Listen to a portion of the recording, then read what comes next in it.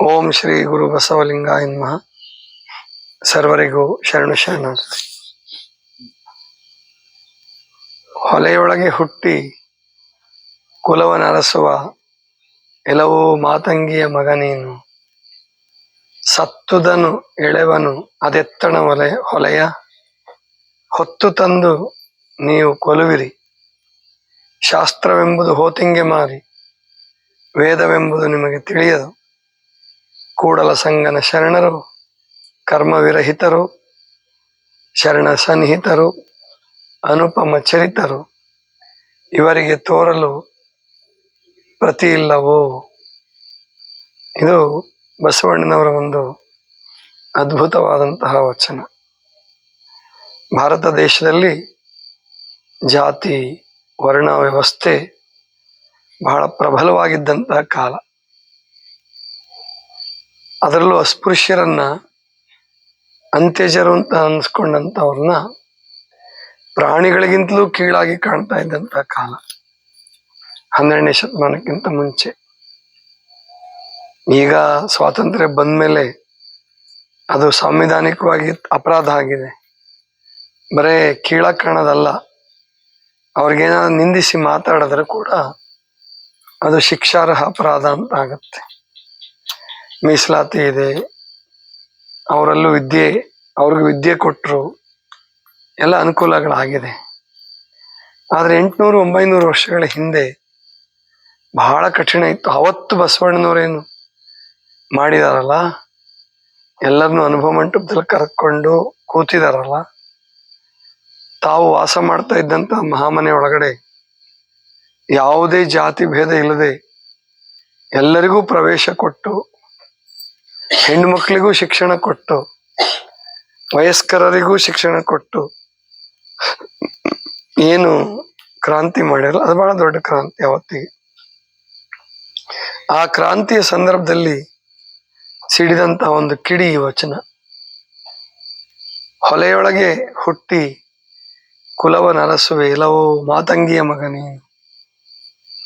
ಅಂದ್ರೆ ಈ ಹೊಲೆಯರು ಹೊಲೆಯರು ಹೊಲೆಯರು ಅಂತ ಅಂತಿದ್ರಲ್ಲ, ಯಾಕಂತಿದ್ರು ಅಂದ್ರೆ ಅವ್ರು ಕೆಳಜಾತಿಯವರು, ಮಾಂಸಾಹಾರಿಗಳು ಮತ್ತು ಕಡಿಮೆ ಕೆಲಸ ಮಾಡೋರು.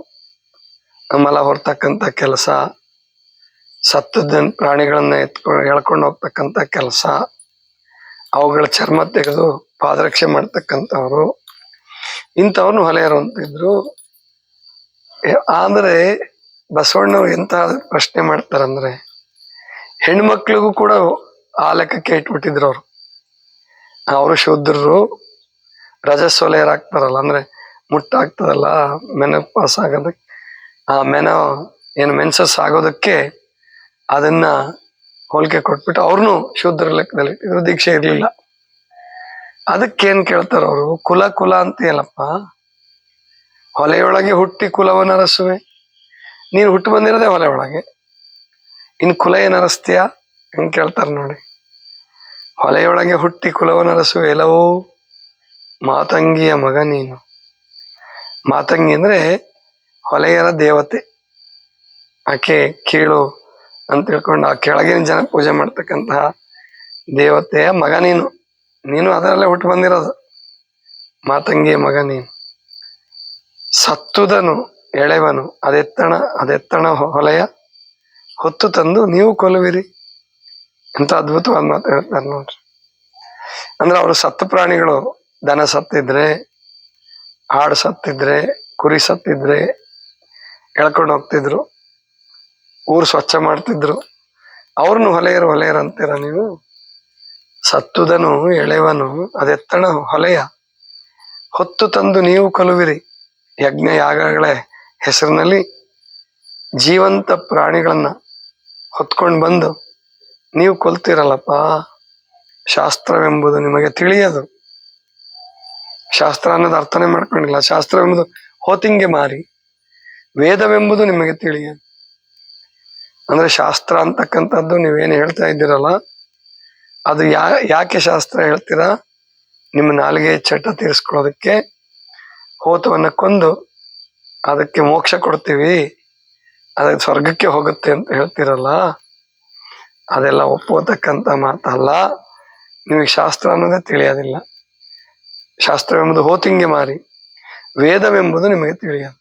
ವೇದನ ಅರ್ಥ ಮಾಡ್ಕೊಂಡೇ ಇಲ್ಲ ನೀವು. ಯಾಕಂದ್ರೆ ವೇದದಲ್ಲಿ ಕೆಲವು ಭಾಗ ತುಂಬಾ ಚೆನ್ನಾಗಿದೆ, ಅದ್ಭುತವಾಗಿದೆ. ಆಗಿನ ಕಾಲಕ್ಕೆ ಎಷ್ಟೋ ಸಾವಿರ ವರ್ಷಗಳ ಹಿಂದೆ, 5,000 ವರ್ಷ ಅಂತಾರೆ, 5,000 ವರ್ಷ ಅಂತ ಒಪ್ಪಕ್ಕಾಗಲ್ಲ. ಇನ್ನೂ ಬಹಳ ಹಿಂದಿನ ವೇದಗಳು, ಉಪನಿಷತ್ತುಗಳು ತುಂಬಾ ಹಿಂದಿನ ಕಾಲದವು. ಅಂತಹ ವೇದಗಳನ್ನ ಅರ್ಥ ಮಾಡ್ಕೊಳ್ಳಿಲ್ಲ ನೀವು. ನಿಮ್ಮ ಮೂಗಿನ ನೇರಕ್ಕೆ ಶಾಸ್ತ್ರ ಹೇಳ್ಕೊಂತ, ಹೋತಗಳನ್ನು ಬಲಿ ಕೊಟ್ಕೊಂತ, ಯಾಗ ಮಾಡ್ಕೊಂತ, ಒಂದು ಕಾಲದಲ್ಲಿ ಕುದುರೆ, ಒಂದು ಕಾಲದಲ್ಲಿ ಆನೆ, ಮತ್ತೆ ಏನೇನೇನೋ ಬಲಿ ಕೊಟ್ಕೊಂಡು ನೀವು ನಿಮ್ಮ ನಾಲಿಗೆ ಚಟವನ್ನು ತೀರಿಸ್ಕೊಂಡಿದ್ದೀರಾ. ಶಾಸ್ತ್ರನೂ ಗೊತ್ತಿಲ್ಲ ನಿಮ್ಗೆ, ವೇದನೂ ಗೊತ್ತಿಲ್ಲ. ಯಾಕೆ ಆ ಜನರನ್ನು ಹೊಲೆಯರಂತಾರೆ? ಸ್ವಚ್ಛ ಮಾಡತಕ್ಕಂಥವ್ರು ಹೊತ್ತು ಏನು ಮುಂದೆ ಹೇಳ್ತಾರೆ, ಕೂಡಲ ಸಂಗನ ಶರಣರು ಏನ್ ಹೇಳ್ತಾರೆ? ಕರ್ಮ ವಿರಹಿತರು, ಕರ್ಮದಿಂದ ಪಾರಾದವರು. ದೀಕ್ಷೆ ತಗೊಂಡು ಕೂಡಲ ಸಂಗನ ಶರಣರು ಅಂದ್ರೆ ಎಲ್ಲರೂ ಗುರುಪುತ್ರರಾದಂತಹವರು, ಧರ್ಮ ಮಾರ್ಗವನ್ನು ಅನುಸರಣೆ ಮಾಡ್ತಕ್ಕಂಥವ್ರು. ಕರ್ಮ ಅಂತಕ್ಕಂಥದ್ದೇ ಇಲ್ಲ ಅವರಿಗೆ, ಕರ್ಮ ಬಂಧನವೇ ಇಲ್ಲ.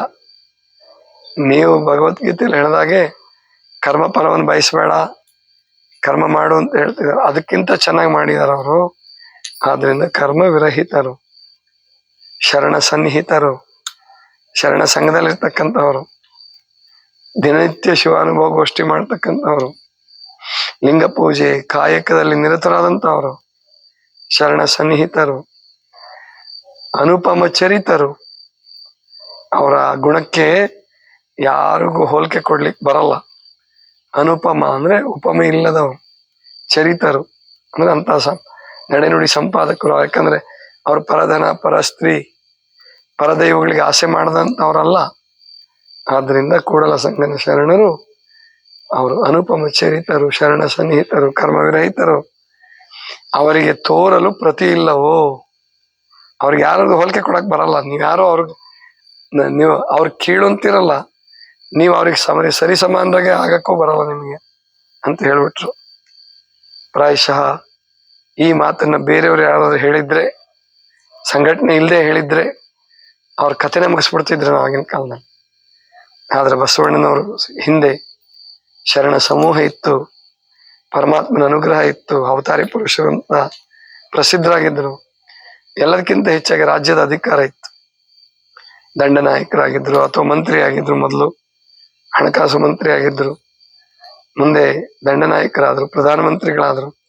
ಆದ್ರಿಂದ ಇಷ್ಟು ಕೆಚ್ಚಿನಿಂದ ಹೇಳಿದ್ರೆ ಹೊರತು ಬೇರೆಯವ್ರು ಯಾರಾದ್ರೂ ಹೇಳಿದ್ರೆ ಯಾರು ಒಪ್ತಿರ್ಲಿಲ್ಲ. ಆದ್ರಿಂದ ಅಂದ್ರೆ ಯಾವುದೇ ಕಾರಣಕ್ಕೂ ಜಾತಿ, ಮತ, ಪಂಥ, ಕುಲ, ಗೋತ್ರ, ಧರ್ಮ ಯಾವ ಹೆಸರಿನಲ್ಲೂ ಭೇದ ಮಾಡಬಾರ್ದು. ಮಾನವರೆಲ್ಲರೂ ಒಂದೇ, ದೇವನೊಬ್ಬನೇ ತಂದೆ. ಅದೇ ತತ್ವವನ್ನ ಬಸವಣ್ಣವರು ಹೇಳ್ತಾ ಇರ್ತಕ್ಕಂಥದ್ದು. ಅದನ್ನ ಆಗಿನ ಕಾಲಕ್ಕೆ ಅನ್ವಯ ಮಾಡಂಗೆ ಹೇಳಿದ್ದಾರೆ. ಈಗ ಹೆಚ್ಚು ಈ ವಚನ ಅನ್ವಯ ಆಗಲ್ಲ. ಈಗ ಸತ್ತದ್ದನ್ನು ಯಾರು ಎಳೆಯಲ್ಲ. ಅದಕ್ಕೆ ಬೇರೆ ಬೇರೆ ವ್ಯವಸ್ಥೆ ನಾವೇ ಮಾಡ್ಬೇಕಾಗತ್ತೆ. ಗೊತ್ತಾಯ್ತಲ್ಲ?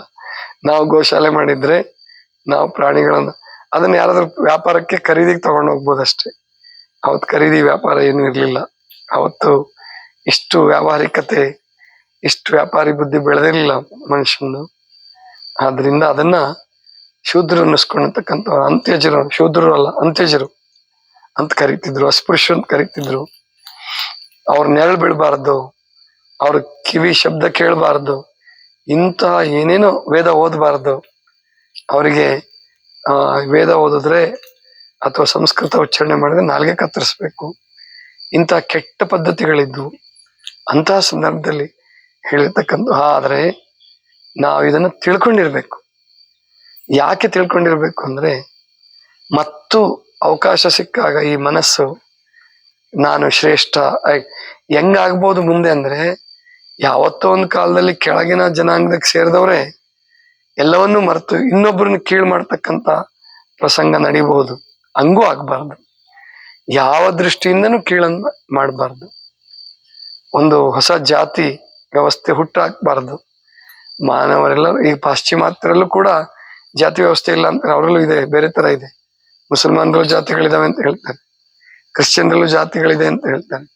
ಯಾವ ಕಾರಣಕ್ಕೂ ಜಾತಿ ಭೇದವನ್ನ ಮಾಡಬಾರದು, ತಿಳಿದಂತಹವರು, ಅರಿತಂತಹವರು ಹಾಗೆ ಬದುಕಬೇಕು. ಭಕ್ತರು ಒಗ್ಗಟ್ಟಾಗಿ ಬದುಕಬೇಕು, ಸತ್ಸಂಗದಲ್ಲಿ ಬದುಕಬೇಕು ಅಂತಕ್ಕಂಥದ್ದು ಬಸವಣ್ಣವರು ಹೇಳೋದು.